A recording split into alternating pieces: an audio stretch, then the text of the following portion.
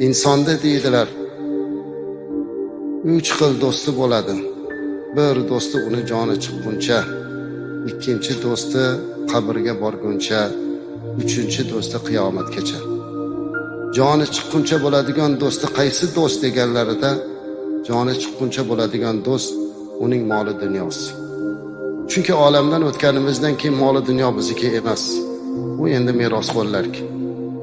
Qabrigacha boradigan do'st kim? Bu uning farzandlari, aqrabo, yaqinlari. Qabrgacha boradi, lekin uni yog'iga hech kimda had yo'q.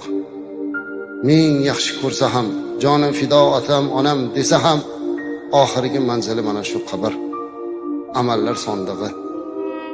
Ammo uchinchi do'st bor. Bu do'st qiyomatgacha birga turadigan do'st. Bu uning qilgan solih amallaridir. Ana shu amal xolis bo'lishligi, Alloh